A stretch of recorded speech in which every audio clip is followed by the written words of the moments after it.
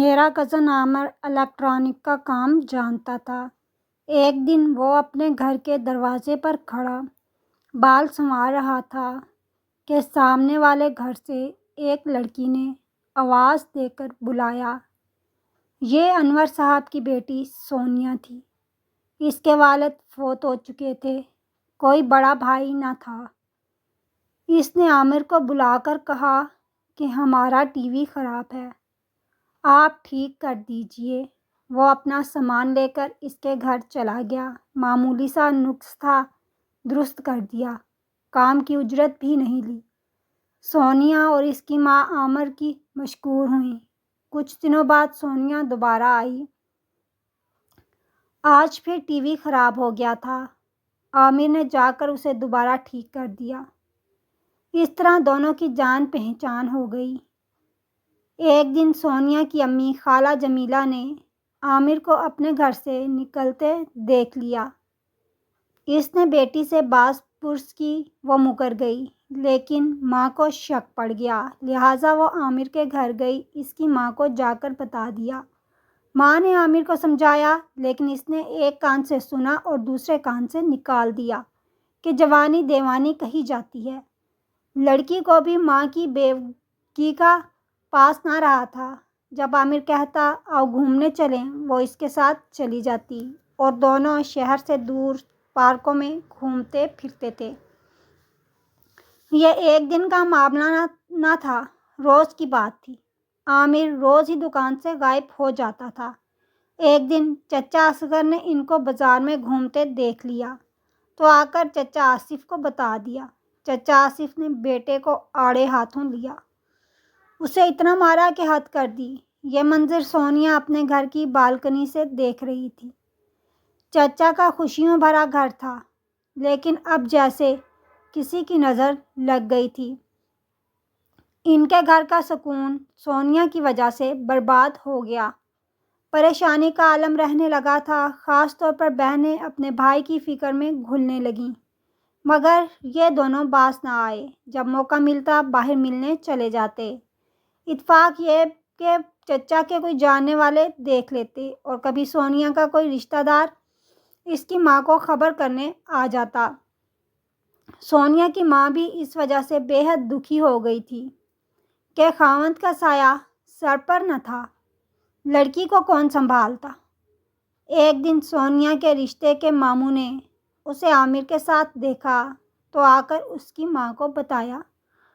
ماں بیچاری سوائے شرمندہ ہونے کے کیا کر سکتی تھی، وہ کوئی بہانہ بھی نہ بنا سکی۔ اس نے کہا بھائی صاحب آپ فکر نہ کریں، آج کے بعد میں اپنی لڑکی کا گھر سے باہر نکلنا ہی بند کر دوں گی۔ سونیا گھر آئی تو ماں مرنے مارنے کو تلی ہوئی تھی۔ پہلے تو اس نے لکڑی اٹھا لی اور لڑکی کو دھنک کر رکھ دیا۔ جب وہ رونے سسکنے لگی تو ماں بھی رونے لگی اور جھولی پھیلا کر فریاد کرنا ہوئی کہ اے بیٹی خدا کے لیے میری بیوگی کی لاج رکھ لے اور میری عزت کا خیال کر، یوں عزت کو سرے بازار نیلام نہ کر۔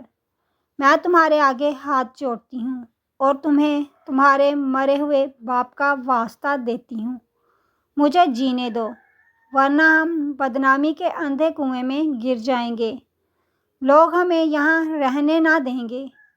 جب ماں رو کر بیٹی کے آگے آہوازاری کر رہی تھی، نا عاقبت اندیش بیٹی آنکھیں بند کر کے عامر کے ساتھ مستقبل کے سنہرے سپنے دیکھ رہی تھی، اس نے ماں کی باتوں کا دل پر بس اتنا اثر لیا کہ اگلے دن چھت پر عامر سے ملی اور کہا کہ اب ہمارا اس طرح ملنا محال ہو گیا ہے، کیوں نہ ہم کسی اور جگہ چلے جائیں اور وہاں جا کر شادی کر لیں۔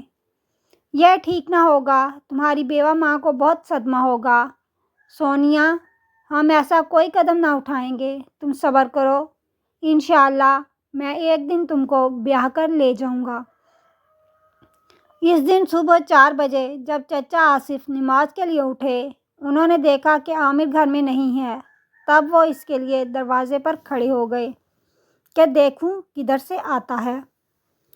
اس وقت سامنے والے گھر کا در کھلا اور عامر ان کی سیڑھی والے راستے سے باہر آیا تو چچا نے اسے اپنے گھر کی دہلیز پر پکڑ لیا، اسے گھر میں لے گئے اور پیار سے سمجھانے لگے کہ بیٹے، رات کے وقت کسی بیوہ کے گھر میں جانا بہت غلط بات ہے۔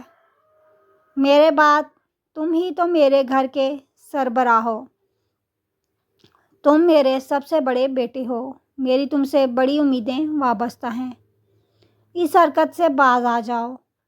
آخر میں تم کو کیسے سمجھاؤں؟ ہمت کر کے پہلی بار عامر نے زبان کھولی اور کہا، ابا جان، میری سونیا کے ساتھ شادی کروا دیجیے۔ اس میں حرج ہی کیا ہے؟ وہ ایک غریب بیوہ کی لڑکی ہے، یہ بات نہیں ہے بیٹے۔ بات یہ ہے کہ وہ ہماری برادری کی نہیں ہے۔ خاندان والے میرے ساتھ کیا کریں گے، یہ تم سوچ بھی نہیں سکتے۔ تم پر تو اس لڑکی کی محبت کا بھوت سوار ہے۔ بیٹے، میں تم کو ایک باپ کی حیثیت سے سمجھا رہا ہوں کہ اس شادی کا نتیجہ اچھا نہیں ہوگا۔ تیری چھوٹی بہنوں کی شادیاں بھی ہم کو غیروں میں کرنا پڑیں گی۔ میری عزت اب تمہارے ہاتھ میں ہے۔ آج ایک سخت گیر باپ اپنے بیٹے کے سامنے منت سماجت سے بات کر رہا تھا۔ باپ کو مجبور دیکھ کر عامر کا دل بیٹھ گیا۔ بجھی ہوئی آواز میں کہا، اچھا ابا جان، اگر آپ کی اتنی ہی مجبوریاں ہیں تو میں آپ کو مجبور نہیں دیکھ سکتا۔ ایک بیٹے کا بھی اپنے باپ کے لیے کوئی فرض بنتا ہے۔ یہ بات دل پر پتھر رکھ کر اس نے اپنے باپ سے کہی تھی۔ بیٹے کی سعادت مندی پر باپ خوش ہو گیا۔ کچھ دنوں تک دونوں نے بہت صبر و ضبط سے کام لیا۔ سونیا چھت سے عامر کے صحن کو دیکھتی تھی اور عامر اسے دیکھ کر نظریں نیچی کر لیتا تھا۔ دونوں کے دلوں میں ایک طوفان بند تھا جو تباہی کی علامت تھا۔ انہی دنوں عامر کے والد نے اس کے لیے لڑکی تلاش کر لی جو ان کے اپنے خاندان سے تھی۔ گھر والے سمجھ رہے تھے کہ وہ منگنی کرا کے سب کچھ بھول جائے گا، مگر ایسا نہیں تھا۔ عامر نے سوچا، اس شورش سے نمٹنے کے لیے کیوں نہ منگنی کر لوں، ان کی پریشانی تو ختم ہو جائے، باقی بعد میں دیکھی جائے گی۔ عامر کی منگنی دھوم دھام سے ہو گئی۔ جب سونیا کو پتہ چلا تو اس نے ماچس کی تیلیوں سے اپنے بازو اور ہاتھوں کو جلایا اور رات بھر سسکتی رہی۔ جب عامر کو پتہ چلا کہ سونیا نے خود کو جلایا ہے تو وہ اس سے ملا اور یقین دلایا کہ یہ منگنی عارضی ہے، میں نے اپنے گھر والوں کو خوش کرنے کے لیے ایسا کیا ہے تاکہ گھر میں پریشانی ختم ہو۔ میں بعد میں منگنی توڑ دوں گا اور شادی تم ہی سے کروں گا۔ عامر کے یقین دلانے پر سونیا کی پریشانی کچھ کم ہوئی۔ سونیا کی ماں نے انہیں ملاقات کرتے ہوئے دیکھا تو اس نے بھی دل میں ٹھان لی کہ اب سونیا کو اس کے گھر کا کرنا ہے۔ وہ اس مشن پر نواب شاہ چلی گئی جہاں اس کی بہن کا گھر تھا اور اس کا بیٹا کبھی کبھی آتا تھا۔ اسے بھی سونیا پسند تھی۔ وہ بہن سے منگنی کی تاریخ لے آئی اور سونیا کو بتایا۔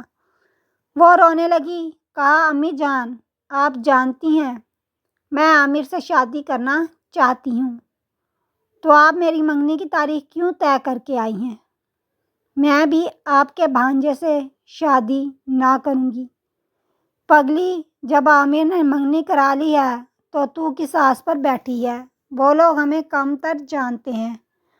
آصف صاحب کبھی اپنے بیٹے کا رشتہ تم سے نہ کریں گے۔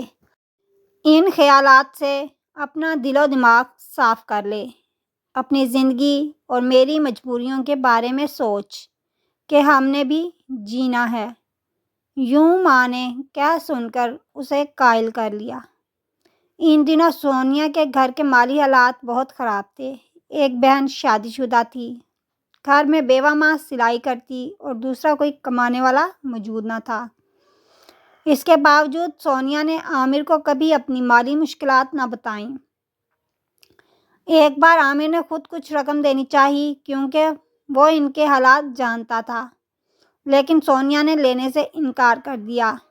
بولی، مجھے پیسوں کا لالچ نہیں، تم مجھے مالی امداد دے کر میری نظروں سے نہ گراؤ۔ غرض بہت اصرار پر بھی اس نے رقم نہ لی۔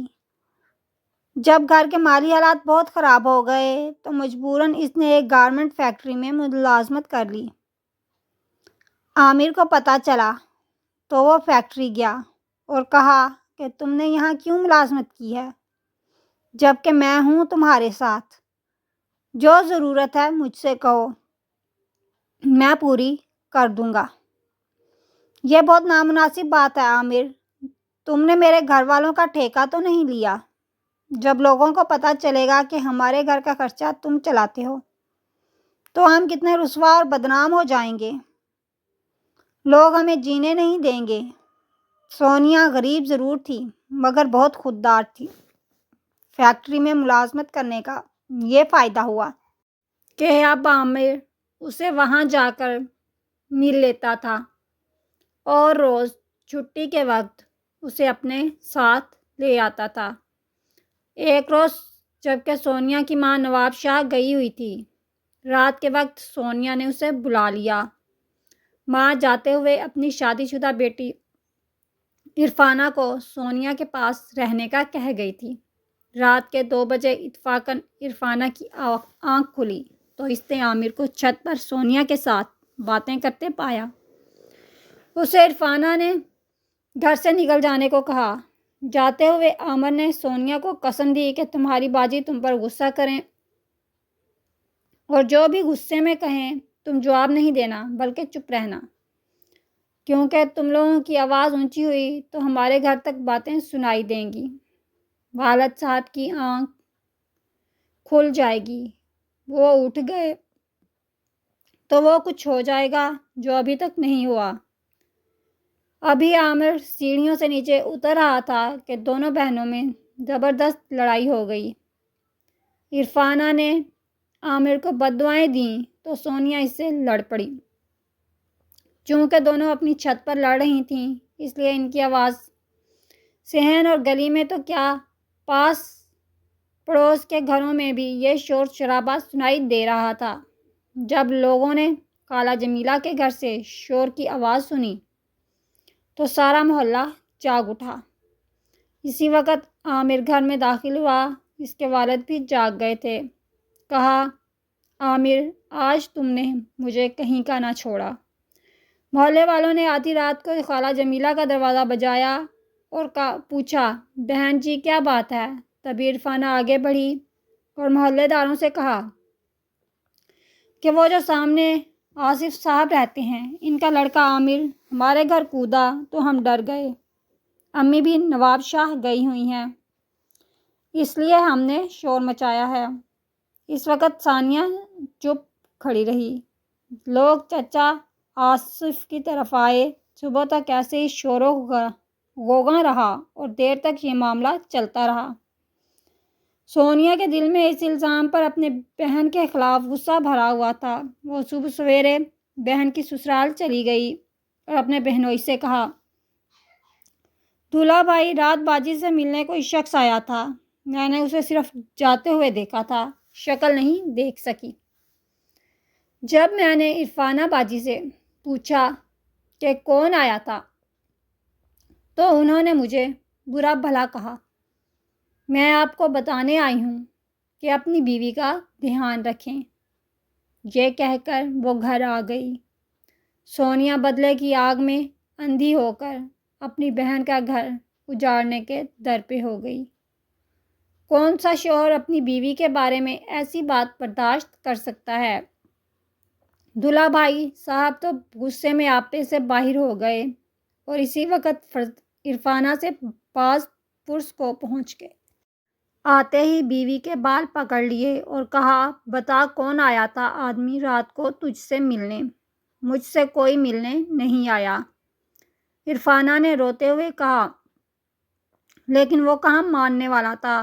اس قدر چیخو پکار ہوئی کہ محلے والے پھر سے جمع ہو گئے۔ وہ عامر کے گھر گئے اور کہا کہ ایک عورت کو تمہاری وجہ سے طلاق ہو رہی ہے، اگر تم چاہو تو اس کا گھر اجڑنے سے بچا سکتے ہو، تم بھی بہنوں والے ہو۔ کسی پر ناحق ظلم ہو رہا ہے، جبکہ قصوروار تم اور سونیا ہو۔ تم جا کر بتا دو کہ تم اس کی بیوی سے نہیں بلکہ اس کی چھوٹی بہن سے ملنے گئے تھے۔ محلے والے عرفانہ اور اس کے شوہر کو چچا آصف کے گھر لے آئے۔ تب عامر نے کہا، بھائی، تمہاری بیوی میری بہن ہے، میرا اس کے ساتھ تعلق ایک بھائی جیسا ہے۔ میں سونیا سے ملنے گیا تھا کیونکہ ہم شادی کرنا چاہتے ہیں۔ آپ کیوں اس بیچاری پر ظلم کر رہے ہیں؟ آپ سے کسی نے غلط بیانی کی ہے۔ اتنے میں سونیا بھی وہاں آ گئی۔ عامر نے اس سے کہا، سونیا، میں تم کو ایسا نہیں سمجھتا تھا۔ اگر عرفانہ باجی نے تم کو ڈانٹا تو صحیح کیا، ان کی جگہ تمہاری امی ہوتی تو وہ بھی تم کو ڈانٹتی۔ تم نے اپنی بہن پر خواہ الزام دھر دیا۔ اگر انہوں نے تم کو سمجھایا تو اس کا مطلب یہ نہیں کہ تم جھوٹ بول کر ان کا گھر برباد کرو۔ اب اپنے دولہا بھائی کو بتا دو کہ میں تم سے ملنے آیا تھا۔ جب عامر نے اسے اپنی قسم دی تو اس نے زبان کھولی اور محلے والوں کے سامنے اقرار کیا کہ عامر اس کی باجی سے نہیں بلکہ اس سے ملنے آیا تھا۔ اب اس کا بہنوئی شیر ہو گیا کہ میں عرفانہ یعنی اپنی بیوی کو صرف اس شرط پر طلاق نہیں دوں گا کہ سونیا قسم کھائے اور وعدہ کرے کہ وہ پھر کبھی عامر سے نہیں ملے گی اور عامر بھی ہمیشہ کے لیے اس سے ناتا توڑے گا۔ اس پر عامر کو غصہ آ گیا۔ اس نے محلے والوں سے کہا کہ اس شخص کو یہاں سے لے جاؤ۔ سونیا اور میرا مسئلہ ہمارے والدین کا ہے، وہی حل کریں گے۔ محلے والے سونیا، عرفانہ اور اس کے شوہر کو لے گئے۔ عامر اور سونیا علاقے میں بدنام ہو چکے تھے۔ ان کے گھروں میں کوہرام مچا ہوا تھا۔ ماں اپنے ساتھ کچھ لوگوں کو لائی تھی۔ چچا آصف گلی میں کھڑے تھے۔ انہوں نے دیکھا بہت سے لوگ سونیا کے گھر جا رہے ہیں تو چچا نے عامر سے کہا، بہتر ہے کہ تم کہیں چلے جاؤ، مجھے آثار اچھے نظر نہیں آ رہے۔ غالباً یہ لوگ ہم سے لڑائی جھگڑے کے لیے آ رہے ہیں اور یہ ان کو گاؤں سے ساتھ لائی ہے۔ یہ اس کے رشتہ دار لگتے ہیں۔ عامر نہیں چاہتا تھا، لیکن جب گھر والوں نے سمجھایا کہ خدا کے لیے کچھ دنوں کے لیے چلے جاؤ یہاں سے، ورنہ یہاں کسی کا خون ہو جائے گا۔ ماں بیچاری بیمار تھی۔ جب اسے پتہ چلا کہ کچھ لوگ اس کے بیٹے سے لڑنے کے لیے آئے ہوئے ہیں تو اس کی حالت غیر ہو گئی۔ وہ ہاتھ جوڑنے لگی کہ بیٹا، خدا کے لیے تم کہیں چلے جاؤ۔ عامر نے سوچا کہ ماں باپ کا دل دکھانا اچھا نہیں، کہیں واقعی جھگڑا نہ ہو جائے۔ اس نے کہا، ٹھیک ہے، میں لاہور ماموں کے گھر چلا جاتا ہوں۔ جب یہاں کے حالات سنبھل جائیں گے تو مجھے فون کر دینا، آ جاؤں گا۔ عامر چلا گیا۔ پیچھے سونیا کے ساتھ یہ ہوا کہ اس کا نکاح اس کی ماں نے رشتہ داروں کے ساتھ مل کر زبردستی اپنے بھانجے سے کروا دیا۔ وہ روتی رہی، کسی نے اس کی نہ سنی۔ اسے زبردستی پکڑ کر گاڑی میں چڑھایا اور سسرالی ساتھ لے گئے۔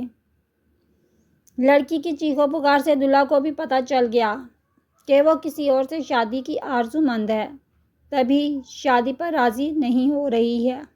لیکن وہ شریف خاندان کا لڑکا اس وقت اپنی اور اپنے خاندان کی عزت بچانے کو خاموش رہا۔ سونیا کے بہنوئی نے بڑھ چڑھ کر اس معرکے میں حصہ لیا تھا۔ جب عامر گھر واپس آیا تو پوچھا، معاملے کا کیا ہوا؟ کیا وہ لوگ چلے گئے؟ چچا جان بولے، بس بیٹے، وہ لوگ چلے گئے۔ وہ بیانے آئے تھے لڑکی کو، دراصل ہم ہی غلط سمجھے۔ یہ سن کر عامر جہاں کھڑا تھا وہیں بیٹھ گیا۔ وہ کئی دنوں تک ایک ہی حالت میں ایک جگہ پڑا رہا۔ ماں اور بہنیں تسلیاں دیتی رہیں، لیکن چچا کہتے تھے تھوڑے دنوں کا غم ہے، وقت کے ساتھ سب ٹھیک ہو جاتا ہے۔ عامر ٹھیک ہوا کہ نہیں، بس اتنا پتہ چلا کہ وہ گھر والوں سے لا تعلق ہو گیا۔ شاید اس کے لیے یہ غم تھوڑے دنوں کا نہیں بلکہ عمر بھر کا تھا۔ سونیا کیسی زندگی جی رہی ہے، خوش ہے کہ ناخوش، نہیں معلوم۔ لیکن میں یہ سوچتی ہوں کہ اگر چچا یہ جانتے تھے کہ ان کا بیٹا اور سونیا ایک دوسرے کو اتنا چاہتے ہیں تو بیٹی کی خوشی کے لیے صحیح ایک بیوہ کی بیٹی کو بہو بنا لیتے۔ اس میں حرج ہی کیا تھا؟ دونوں کی شادی ہو جاتی تو ممکن ہے ان کی زندگی خوشی سے گزرتی۔ اب تک عامر نے شادی نہیں کی، اس کا مطلب یہی ہے کہ اس نے ابھی تک سونیا کو بھلایا نہیں ہے۔